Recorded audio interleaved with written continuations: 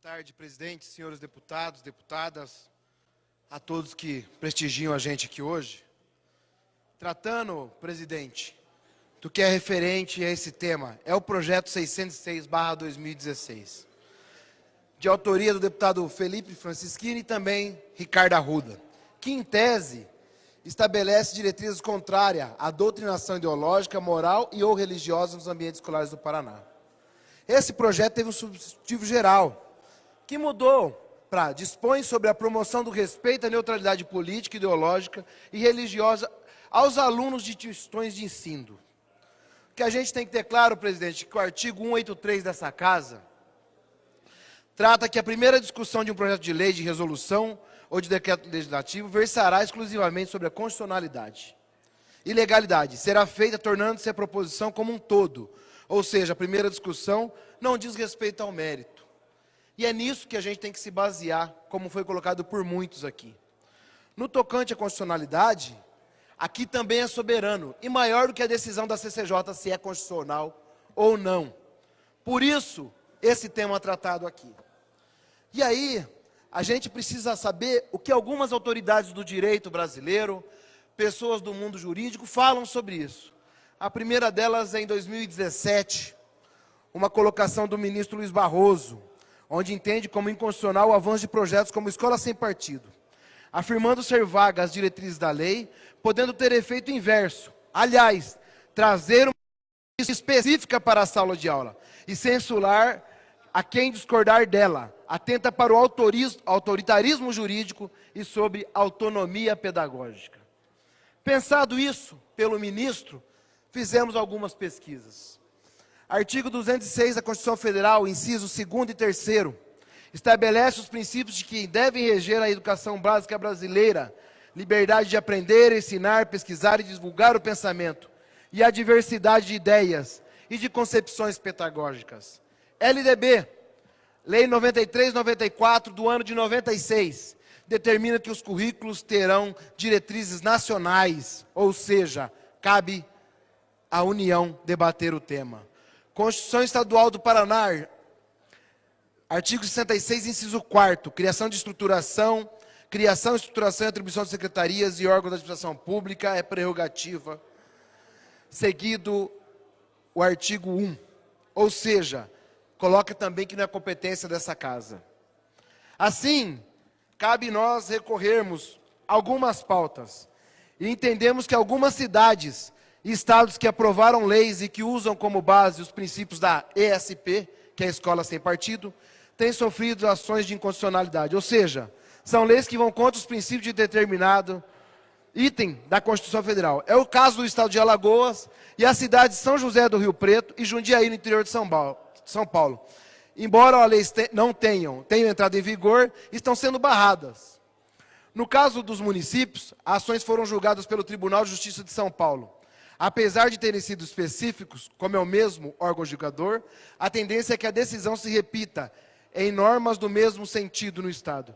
Explico a João Paulo Faustone Silva, promotor de justiça do Grupo Especial de Educação e do Núcleo da Capital do Ministério Público de São Paulo. No caso de Alagoas, o ministro Barroso, do STF, julgou em medida cautelar que a Lei 7.800/2016, que instaurou na rede estadual o programa Escola Livre, baseado na ESP, como inconstitucional. A decisão não é final. Porém, a jurista Estefânia Barbosa, professora de Direito da Universidade Federal do Paraná, explica que essa lei está suspensa até nova decisão. Ou seja, não é considerada válida ainda. Assim, temos que recorrer a outros julgamentos. Aqui tem um julgado da cidade de Volta Redonda, no Rio de Janeiro, onde uma lei municipal, cópia, inclusive da primeira versão dessa, foi julgada pelo órgão especial do Tribunal de Justiça do Rio de Janeiro como inconstitucional, dizendo que o município tinha invadido a competência federal. Portanto, também inconstitucional.